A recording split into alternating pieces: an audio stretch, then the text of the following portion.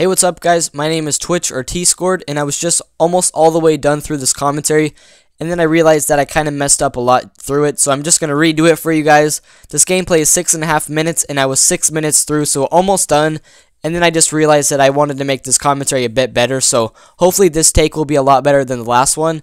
And the gameplay I have for you guys today is a 35-2 start, playing 6v6 Domination on the map Raid, and I'm using the PDW SMG, and I believe this gameplay is 4 or 5 months old. It's mid-April right now, and I got this when the game first came out, so I want to say this gameplay is probably about 5 months old. And this gameplay is really objective-based, guys, so you guys will never really see me playing the objective. In MW3, there's really no point in playing the objective. All I really did was go for Moabs and for kills. But in Black Ops 2, since so much of the game relies on objective play, I really try my best to cap flags and play the objective when I play Black Ops 2. So in this game, guys, I had 4 flag captures, 7 flag defends, I had a capture kill towards the end, and I pretty much just stayed between the B and the C flag, and I just capped flags, I held down flags, so it's really objective based, which is kind of different for me because I never really play that way. So hopefully you guys will enjoy that. If you want to be successful in Black Ops 2, you have to play the objective. It gets you so many more points towards your kill streaks, and you're not going to get kill streaks if you're just going for kills and not playing the objective at all. So I really try my best in Black Ops 2 to play the objective to the best of my abilities, and I did a pretty good job at that in this gameplay. At the very end of the first round, you guys will see this really nice clip from me. I get a capture kill and a flag cap, which gets you 400 points, which is practically a UAV and a hunter killer. So that's really good, and I want to point out that play to you guys when it happens because it was pretty sweet in my opinion. And my class setup in this game, guys, I'm not entirely sure because this gameplay is so old, but I think I was using the PDW with silencer, quick draw, and grip, which isn't really good because I had to use primary gunfighter, which is a wild card that takes up one of my slots for my pick 10 system. And then I used 3 attachments, which takes up 4 spots total for my whole pick 10 class. So you really don't want to use 3 attachments on any weapons. I realize that now that you really don't need to have 3 attachments. I would be able to use another perk or 2 if I took off some of my attachments.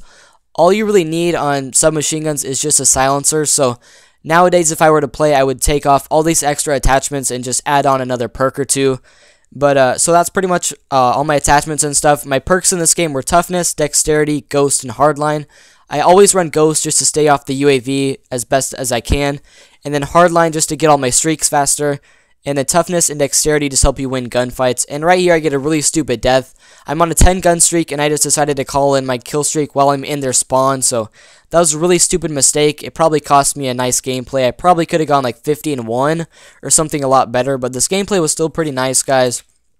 And I wanted to point out that since this gameplay is so old, the PDW is actually pre-patched. So nowadays if you use the PDW, the damage and the range is just all a lot worse than what it was when the game first came out. So the PDW in this gameplay, it might look a lot better than how it actually is now. So I just wanted to point that out, that the PDW isn't as good now as it was back when the game first came out. And then my kill streaks in this game, guys, were the UAV, Hunter Killer, and Lightning Strike. And those have always been my favorite kill streaks to run. They're really low streaks, so it's pretty easy to get them and cycle through them. And when the game first came out, guys, this was the only kill streak loadout that I ever used. I really like the UAV just because you know where everyone is. The Hunter Killer is just cool because there's never been anything like it in any other Call of Duty. So you throw it up, it's like a paper plane, and it just kills someone. And then the Lightning Strike is cool because you can pick the spot and it's like mortar team. So I really just like using these 3 kill streaks. They're fun to use. They're pretty easy to get. They aren't going to get you too many kills though. I mean, the Lightning Strike is usually always good for 1 or 2 kills. The Hunter Killer is always good for about a kill. And then I've gotten pretty lucky with the Lightning Strike though. I've had about 10 quad feeds with it in 6v6. Usually you'll only get like 1 or 2 kills total, but I get pretty lucky with it sometimes. But that's my kill streak loadout and my attachments and everything. And I wanted to point out, guys, that I actually finished this game like 54-11. So I get a 35-2 start, and then I finished the rest of the game 19-9, which isn't very good. So that's why I'm only showing you guys the start. If I had finished this gameplay a lot better, then I would have kept in the whole gameplay. But I do end the game pretty terribly. So, and right here is where I get a flag cap and a capture kill, which gets me 400 points. It gets me my UAV and Hunter Killer just from that one little swift play. So hopefully you guys enjoy that. I almost only recorded the first round because I didn't know that I started 10-0 in the second round. So I almost just recorded a 25-2 first round and uploaded that. And then I realized that that wasn't very good. So I watched the whole gameplay and I realized that I went 10-0 to start the second round, which overall gave me a 35-2 start. So luckily I didn't record it before I actually watched it, so that I was able to record more kills for you guys and get you guys a better gameplay. And I wanted to point out really quickly the way that I play raid. Generally, I try to have my team have control of the C flag, and I try to stay between B and C and just navigate through those two flags. And that's why I got a lot of flag caps and flag defense, just because I was holding down those two flags. And then right here to start the second round, my team spawns at the A flag, which is really what I don't like on raid. I really like to stay around the B flag and use the rocks to head glitch and just hold down that area. It's a lot easier in my opinion. I really don't like having to be on the A flag, but that's just what happened when the round ended.